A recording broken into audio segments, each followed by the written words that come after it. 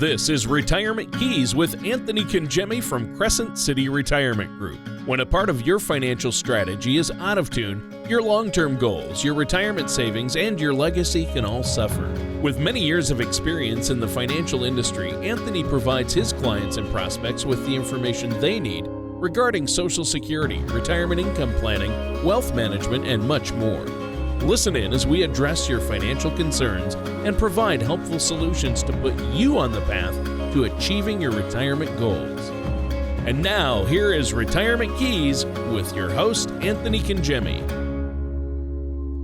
Hello and welcome back to Retirement Keys. My name's Anthony Congemi from Crescent City Retirement Group, and we have our fabulous co-host with us as we do every Sunday morning, Mr. Tony Shore. Tony, thank you so much for joining us. How are you today? Well, thank you, Anthony, for having me here, and I am great. I've had a great week. I actually got a lot done. I feel better about this week. I wasn't quite so panicked. Last week it was so busy. I've had a good one. How about you? Have you been keeping busy, Anthony? Yeah, we have, Tony. We've been busy with this, time of the year. I know we've got an election coming up, and we've got, a stock market that's, certainly we've seen our share of volatility. And so, of course, we have a lot of adjustments that we've made with many of our clients that are more concerned about protecting assets. So we have been busy, but it's been good, and we've got, a lot of different things working in our economy, and we just want to be prepared for all of that. So, Tony, we've been doing well. And then on the home front, we just got back off of a fishing trip.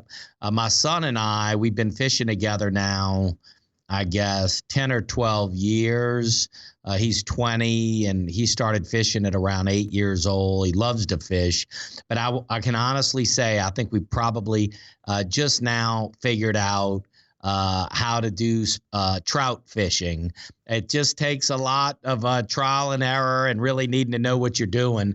For our fishing audience out there, they're probably thinking I'm a slow learner, and maybe I am, but we certainly have, seems like we've got what I would call the recipe now to catching speckled trout. And so we're excited about that. That is exciting. Wow. I like it. So that sounds great, trout fishing. And, of course, eating trout, also pretty tasty, right? You got to love that, Tony. Next time you're in town, there's a trout dish. It's called trout almondine. Oh, yeah. They just do, really, we've got several restaurants in the city that just do an incredible job. So with that dish, so maybe when next time you come in to visit, we can try that. Yes, you're on. We're doing the trout almondine next time I'm in town. So our show today, I think you picked a great topic, talking about really, there's a lot of common financial myths out there. And I know some of those can be, dismissed as unrealistic as soon as you hear them. But sometimes we're like, is that true? So, I'm sure we've all had friends or coworkers or neighbors. I know I have give us these financial tidbits, but if we peel it back, it could be exposed as a myth, right? Definitely, Tony, right? That there are plenty of financial myths floating around out there. Let's start with some Social Security myths that have been gaining steam during the current pandemic. An online financial publication, Motley Fool, recently addressed these in an article titled 3 Social Security Myths You Shouldn't Believe During COVID-19. The first thing the article addresses is a scary one, the myth that the pandemic will completely wipe out Social Security. So as the article notes, this myth seems like it could be believable because payroll taxes are one of the Social Security's primary funding sources. This year, the government claims a 12.4% tax on up to $137,700 in earnings. Salaried workers pay half of that, 12.4, and the companies they work for pay the other half. Now, of course, self-employed workers pay the entire 12.4%. But again, Tony, as we'll talk a bit about, this is certainly a myth. Well, yeah, definitely. And, there are so many myths I know surrounding Social Security that we hear about. And I know we're talking about myths here, but I have to say, given the current economy and our unemployment rate right now, I have to think that Social Security is looking at a very serious revenue dip, though, aren't they? Well, your notion isn't completely incorrect, Tony. After all, because so many Americans are currently out of work, there aren't contributing payroll taxes on their wages. So it's clear that Social Security is losing revenue right now and may well be losing revenue for much of the remainder of 2020.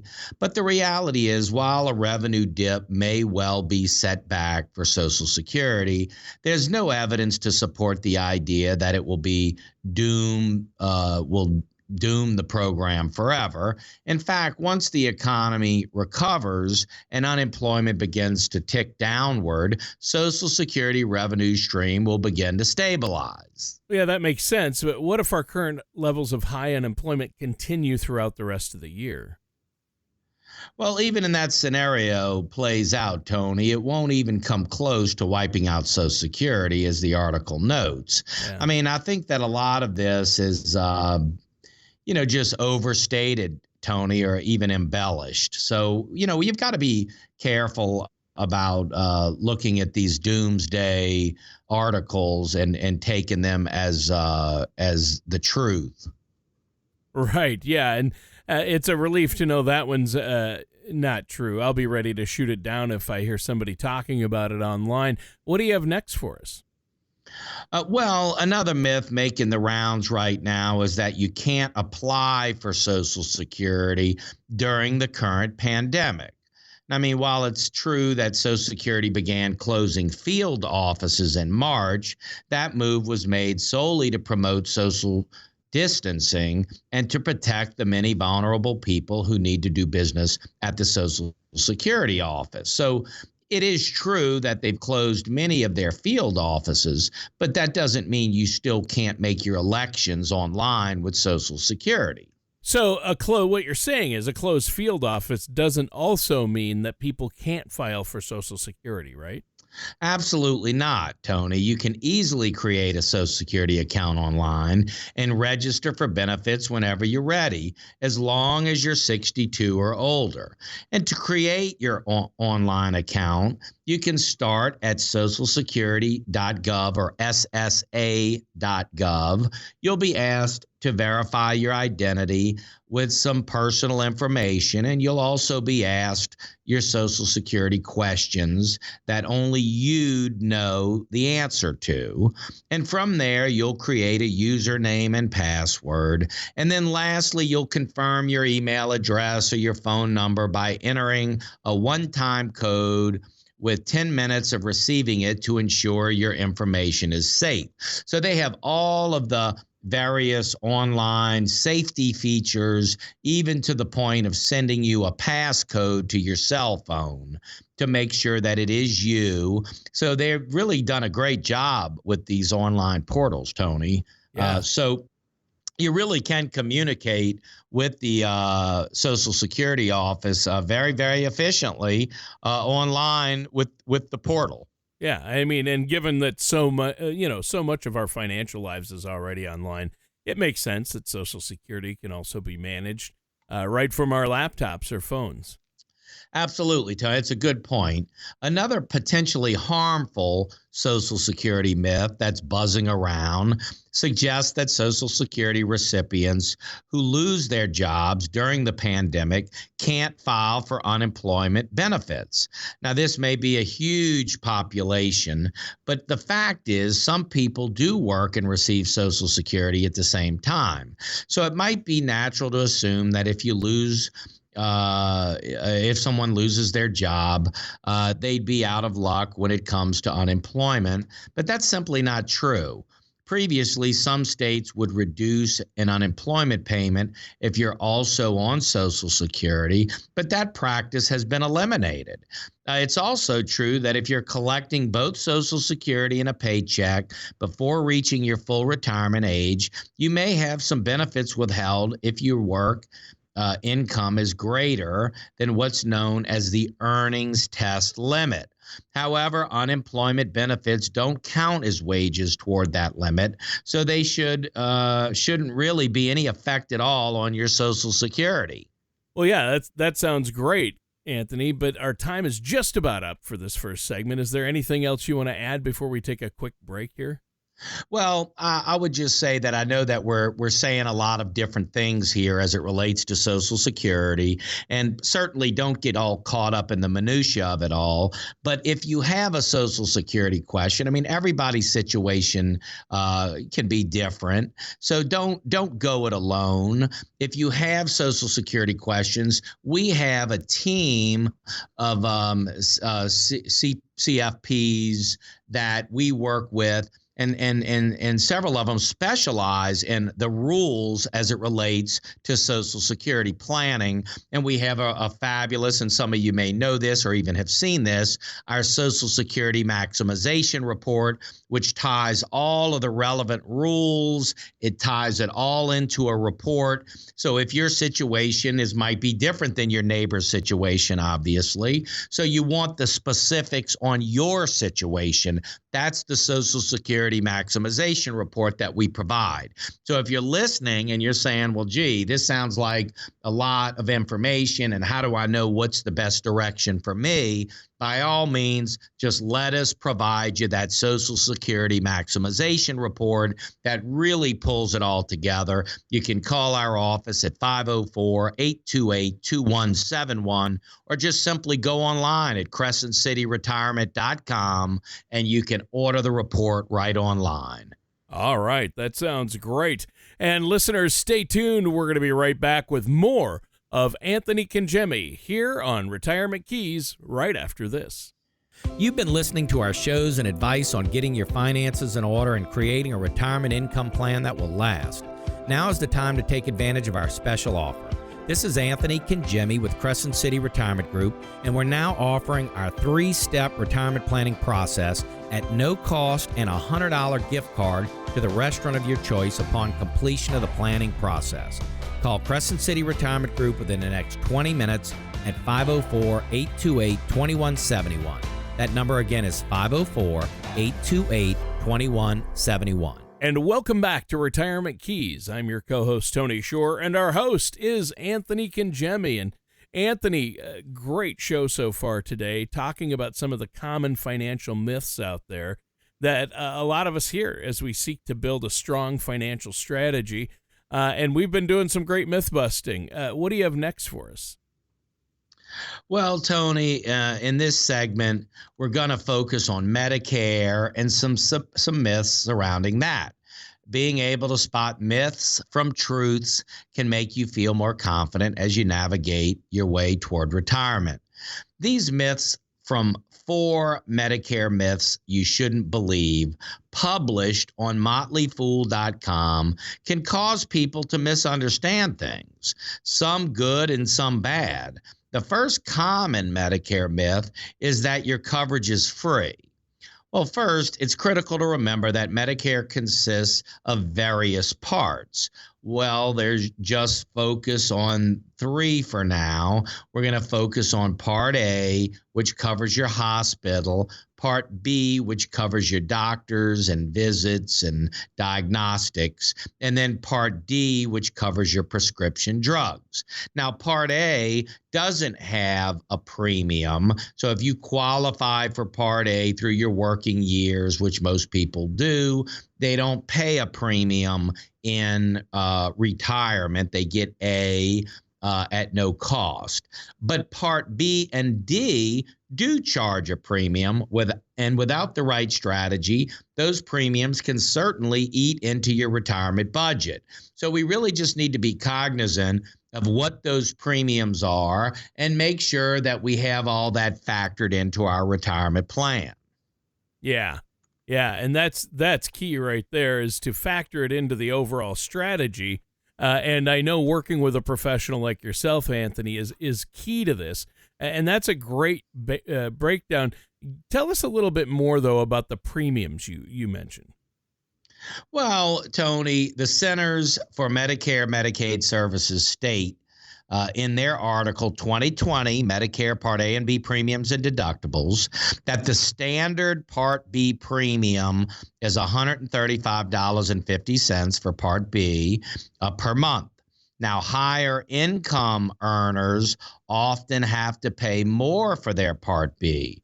There's no standard premium for Part D because your costs will be determined by the plan you choose. But just like with Part B, higher income earners will pay an additional monthly charge on top of their standard Part D premium.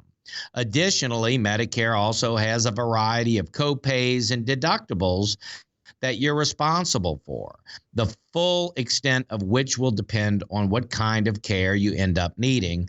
Ultimately, the key takeaway here, Tony, is that Medicare is definitely not free and can really carry some substantial costs. There are a robust financial strategy that you should clearly factor Medicare into in its formula. So we just want to make sure, as we stated earlier, Tony, that we know what the costs are. We know if we're going to have to pay higher costs based on our income in retirement. And this is such a key point because a lot of times people are not considering when they have to start taking required minimum distributions from their IRA.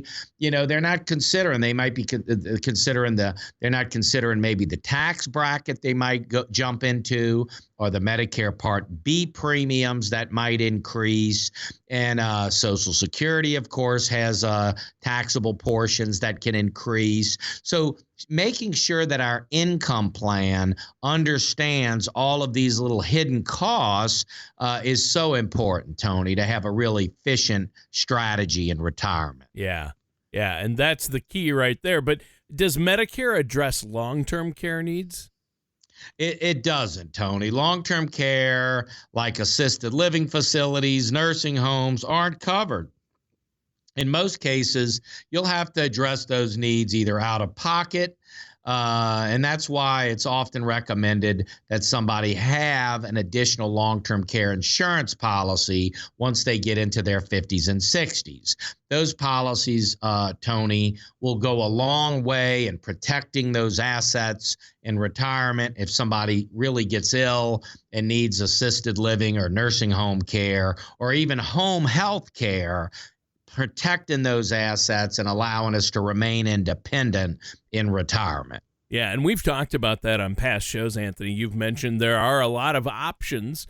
Long-term care, some of it, insurance some of it can be expensive, but there are other options to insure for long-term care and some strategies out there. And I know you've used those for your clients because long-term care it can be very expensive and a lot of people are going to need it. But again, Medicare, common to popular, a lot of misconceptions out there. Medicare does not cover long-term care, and I'm glad you mentioned that. And it seems like a good topic to address with a financial services professional like yourself, because then you help people really add it into their retirement strategies. What's the next myth you have for us? Well, another myth, Tony, that some of our listeners have probably heard is that you're automatically enrolled in Medicare when you turn 65. And that's definitely not the case. If you're already collecting Social Security on your 65th birthday, you'll most likely be put on Medicare Part A and B without having to do anything. However, if that's not the case, you'll need to sign up yourself to avoid penalties down the line. But don't worry, your initial open enrollment window is quite generous. Your window begins 3 months before you turn 65 and doesn't close until the 3 months after you turn 65. So it's really 7 months. It's 3 months before, it's the month of, and then 3 months after. So we have plenty of time to make the right decision for ourselves.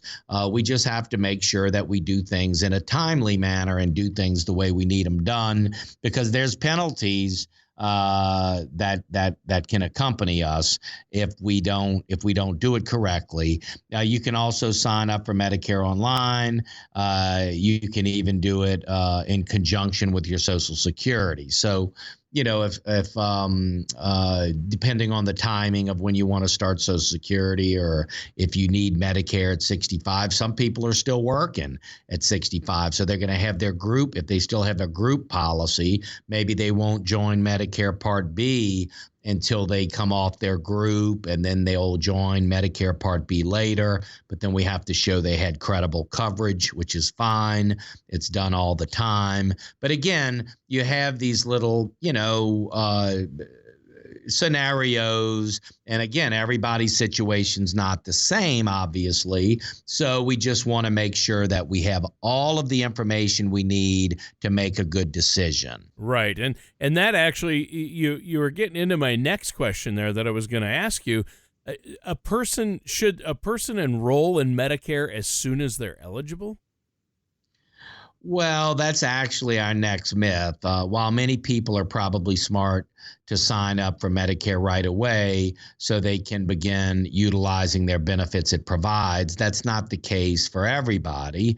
If you're still working, as I mentioned earlier, when you're 65 and on a group health plan through your job, you might want to sign up for Medicare Part A since it's free, but then wait to sign up for the other parts to Medicare because there's a premium. But if you're paying through the nose for your group plan at work and you don't like it, or the deductibles are really high and the premiums are really high, then you may want to crunch the numbers to see if a complete transition to Medicare might be the smarter play, even while you're working, and just tell the group, look, I'm Medicare eligible now, so I'm going to go with my Medicare Part A and B, or get a supplement, or get Medicare Advantage, or get my drugs through Medicare, and then kick the group to the curb if it makes sense. So again, we just and we've got, let me just say this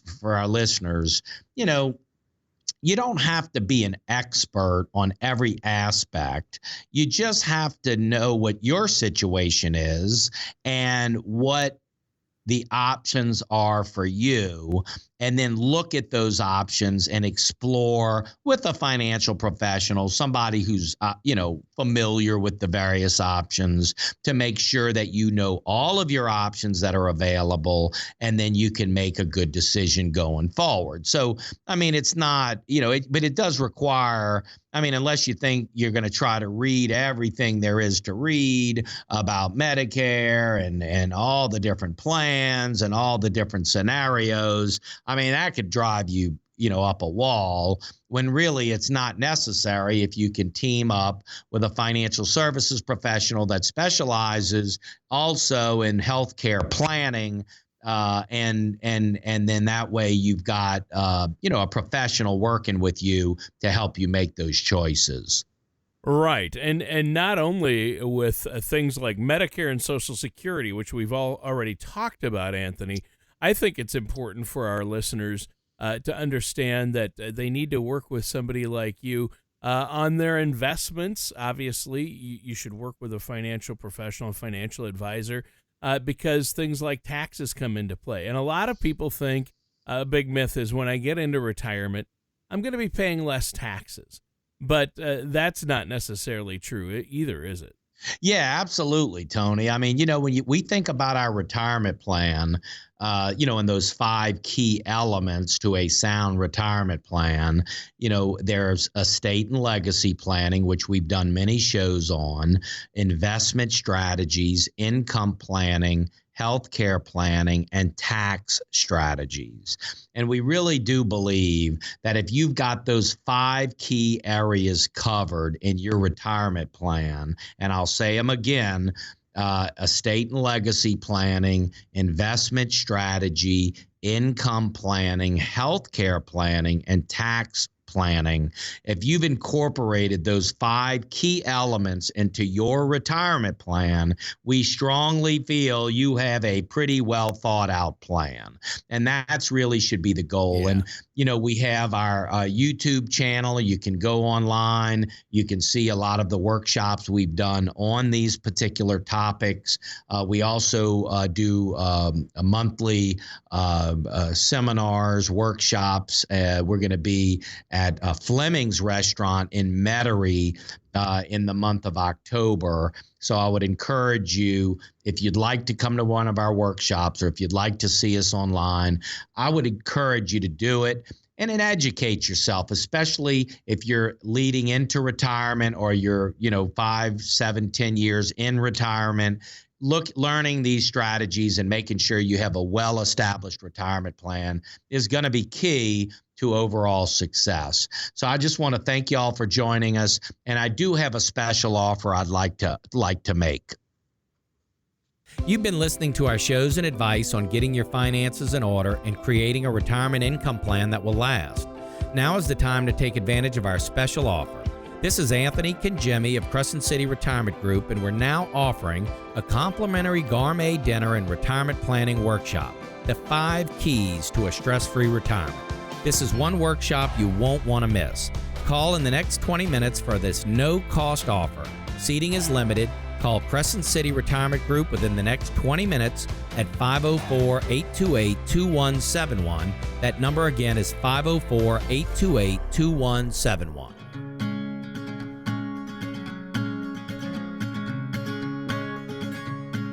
Thank you for listening to Retirement Keys. Don't pay too much for taxes or retire without a sound income plan. For more information, please contact Anthony Kangemi at Crescent City Retirement Group. Call 504-828-2171 or visit the website at crescentcityretirement.com. All matters discussed during this show are for informational purposes only. Each individual situation may vary, and the opinions expressed here may not apply to everyone. Materials presented are believed to be from reliable sources, and no representations can be made as to its accuracy. All ideas and information should be discussed in detail with one of our qualified representatives prior to implementation. Anthony Kangemi and Crescent City Retirement Group are not affiliated with or endorsed by the Social Security Administration or any other government agency.